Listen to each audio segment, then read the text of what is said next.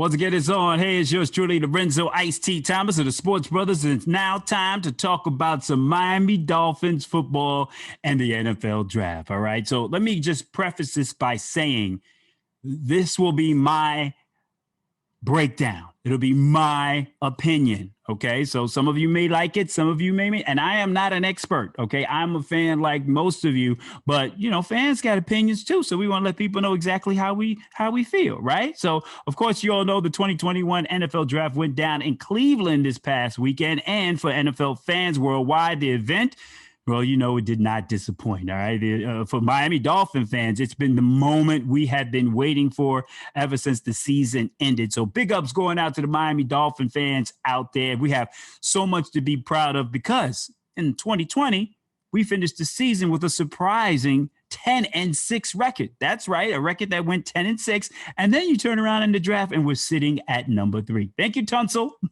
The number 3 pick overall in the NFL in the 2021 NFL draft. So that was a big thing for us and we Dolphin fans. And of course, when you look at Flores and Greer, they're always gonna draft players that are team leaders, high character guys, and basically guys that are able to bring people together in the locker room. So you can look for that when it comes to the players that the Dolphins select in this draft. So in round 1 at pick number 6, the Miami Dolphins select wide receiver, Alabama, Jalen Waddle. And of course, the crowd went wild. It went crazy. It was bananas. And as I say, this breakdown is my breakdown, okay? And I will have in here sometimes some hindsight and what ifs, okay?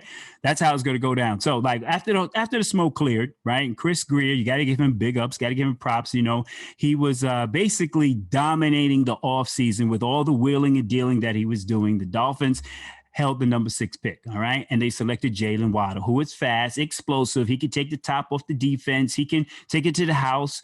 He can go from 0 to 100 real quick. He's a punt returner, and he fills a void at the slot. And, of course, statistically, you remember last year, the Miami Dolphins wide receivers were some of the worst in the slot last year. So Jalen checks all those boxes, and the Miami Dolphins fill that offensive need. And as from the beginning of the offseason, we all knew that the Miami Dolphins were looking to find weapons for Tua. And the Dolphins, well, they have done precisely that. Now, when the Dolphins go 5 wide, it's going to be bananas. They're going to have Devontae Parker, Mike Gesicki, Will Fuller, Preston Williams, and now you add Jalen Waddle, and that's going to scare defenses, especially when Waddle and Fuller line up right next to each other. So, the Dolphins really have to figure out what they're going to do with Jakeem Grant, Albert Wilson, and Allen Hurns, because I think Jakeem counts about $4 million against the cap, and Albert Wilson, he did take a pay cut. I think he's about $2 million. But the thing about Allen Hurns is there's a lot of dead cap money. I think his money counts dead money is higher than his salary, something like that. I have to look into it to get the details. But, the Dolphins are going to have to do something with those players. Great selection, but in hindsight, what if – now, this is a selection, don't get me wrong. Jalen Waddle is a good pick at number 6, but what if the Miami Dolphins had stayed number 3? What if they'd stayed there? Who would we have picked? I hear you, loud and proud. It would have been Kyle Pitts, of course. You know that.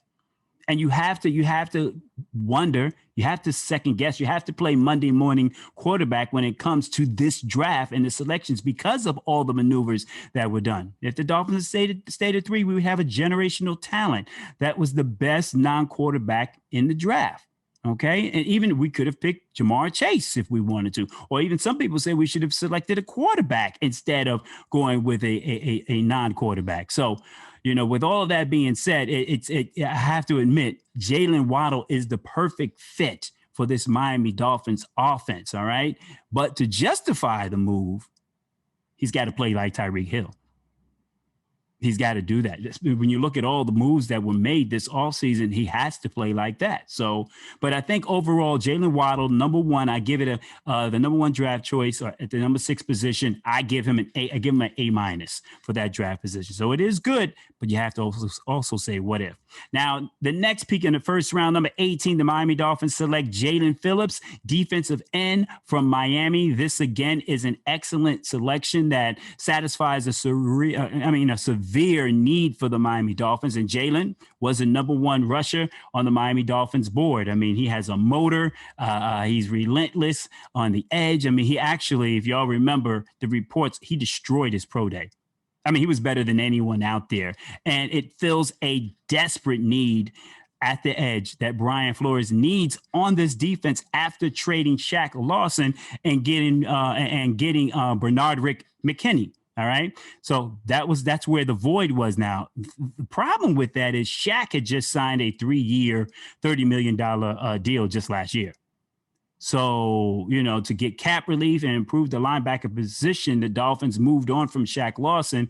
And then to fill that void, they drafted a younger, faster, cheaper replacement. Now, if he overcomes his injury concerns, will be an excellent pick for the Miami Dolphins. And I also give that one an A-. And he could also be as good as our very own Jason Taylor. Yeah, I know I said it. He could be that good, but they decided to go with him because there were some other edge rushers available, but the Dolphins decided to go with the player from the U, and Canes fans should be very, very happy about that. All right. Of course, I got to say, in hindsight, what if? Was it a good move? Did the Dolphins overspend and make a mistake in free agency in 2020? Just 1 year. Now there's a massive void at the edge position. Because of that, the void that's there, the Dolphins felt as if they need to get the explosive Jalen Phillips. We did gain from spending that much money last year. We won 10 games, and this team is heading in the right direction. But because of all that money, now there's a void. And because of Shaq Lawson's absence, had he played up to his contract, the Dolphins probably wouldn't have a void at the edge. And if he was there, would have been able to draft the player that we all wanted at 18, or a lot of us did, Najee Harris. Now, Najee, according to many, is the number one running back on the board, right? He's drawn comparisons to Derrick Henry, Matt Forte, and even Franco Harris. And I have to say, as a fan, this was the move I wanted. I know I'm not alone. Trust me, this is my breakdown. And I still think we should have taken Kyle Pitts, stayed at 3 and taken Kyle Pitts and take Najee Harris at 18. And after that pick, there was still more edge rushers on the board without injury concerns. So, we'll have to see how things develop over the years. It's a great pick, but you have to say what position the Dolphins would have been had they stayed at 3. Okay. In the second round, at number 36, Javon Holland from Oregon goes to the Miami Dolphins. And at this point of the draft, the selections, the Dolphins are getting the best players that are on the board. They're definitely winning this draft. And this selection has Brian Flores' name written all over it. Here is the 2021 Mika Fitzpatrick. Yeah. However, this guy doesn't mind being a Swiss Army knife that plays all over the field and can return punts. He's versatile. In fact, he can play man-to-man. He can cover the slot. He can rush the passer, which, of course, we love the blitz. So we got him. And the Dolphins indicated he was the number one safety on the board, and they got the man. And if you can remember that game against Buffalo and Kansas City, Miami had problems covering the coursing patterns with the addition of Justin Coleman and re-signing Nick Needham. The Dolphins had plenty of covers. And then you add this guy, man, the signing of this guy may have an impact on Bobby McCain, though. Bobby has $6.4 million non-guaranteed salary. That's his salary. So the Dolphins, we're trying to find room under the cap. So that's going to be an interesting pickup for the Miami Dolphins. In hindsight, 36. Shall I really break it down?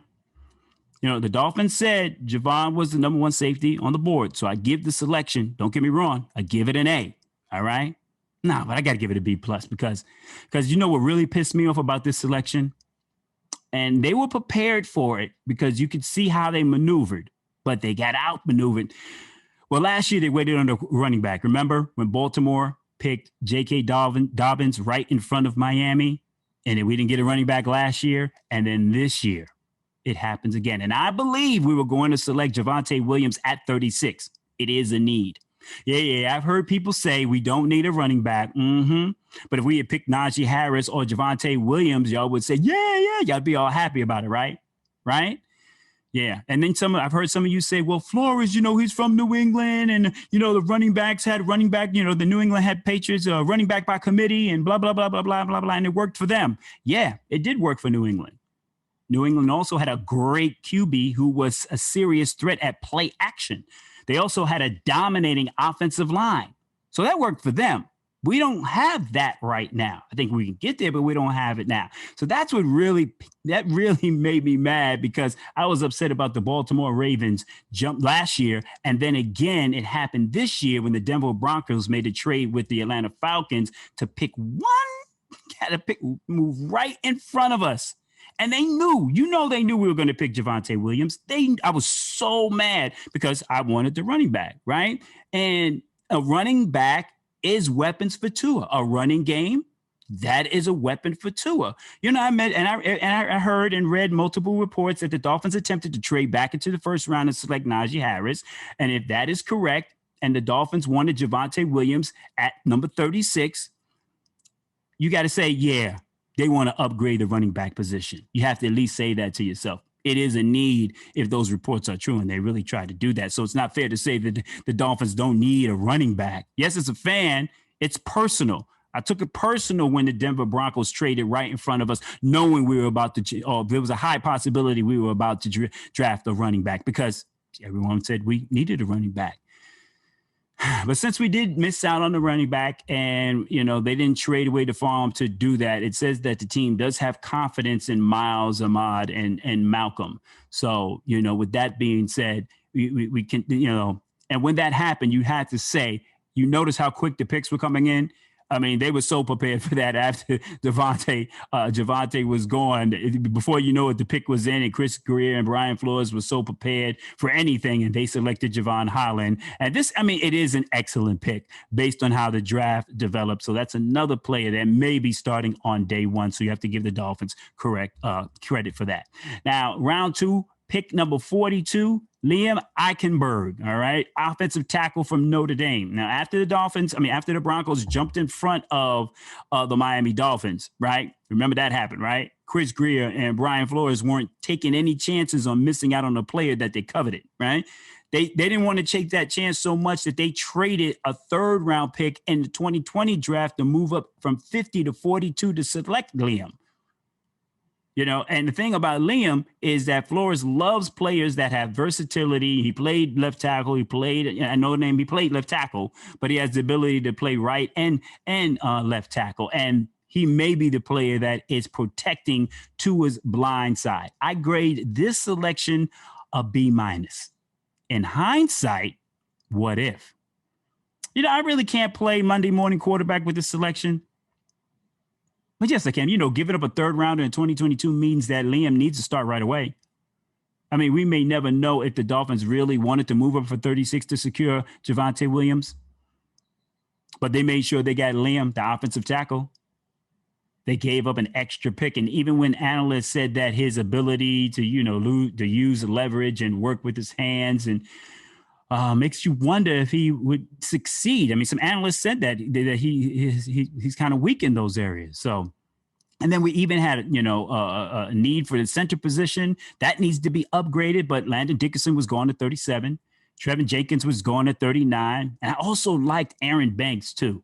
But he plays guard, so we're probably set right there. Creed Humphrey, I think he was still on the board, but I think Michael Dieter, who's been working out at center on our team, could replace the center we got from, I forgot his name right now, and build the depth that we need. So, I mean, the Dolphins have attempted to upgrade the right tackle position the entire offseason. They signed Isaiah Wilson, right? And he decided that he preferred to ride around in the car shirtless and dance on top of him. We also got DJ Flucker, who is a good lineman. He's good. He adds depth. And Liam is a great pick that fills a need. And he, from what I heard, he hasn't given up a sack in like 2 years. And Tua would definitely love to hear that. All right. As we move on to the 3rd round, number 81 overall, Hunter Long from Boston College. Tight end. Oh, wow. Now, let me break this down for you. The 2020 season was an all-timer for the Miami Dolphins tight ends room. On a whole, let me give you the stats for the tight ends, all right? Combined, 91 receptions, 1,661 receiving yards, both franchise records for the position, 11 touchdowns. All right, 11 touchdowns. Plus, in the offseason, we signed tight end, H-back, fullback, Sethian Carter from the Bengals. So that's another player. So when the Dolphins selected a tight end, Hunter Long, we all said, we don't need a tight end. I mean, he's not Kyle Pitts. But yes, it was a surprise. However, when I heard Hunter Long led college football in receptions at the tight end position, more receptions than Kyle Pitts, and Brian Flores coached him at the Senior Bowl, I said, okay, all right, I'm not going to second guess this. If Flo coached him, then I know he's a character guy. And if you know this Miami Dolphins organization, they're always looking ahead. They're always looking to sign players. Remember when we were 0-7 2 years ago, they were getting people off the waiver wire. Next thing you know, we finished the season going 5-4 down towards the end of the season. And this move could be because they're looking ahead and they may have a problem trying to re-sign Mike Gesicki next season. So it's insurance. We have depth at a position that's been very productive, and we have upgraded, and it gives Tua another weapon. In hindsight, what if Michael Carter was still on the board? Trey Summon, running backs, was still on the board. Linebacker Jabril Cox was still on the board. But we felt we had to, grab a player. And I'm kind of glad because I thought we would draft someone that we coached at the Senior Bowl. And since, we were looking at Kyle Pitts, and New England will display two tight end sets quite often, we probably want to do the same. And the Dolphins, didn't have a 4th round pick. So, because of the trades with San Francisco and Philadelphia, and they traded that 2021 3rd round pick, and then they wanted to get back into the basically have more draft capital next year. So they basically traded their 5th round pick to Pittsburgh.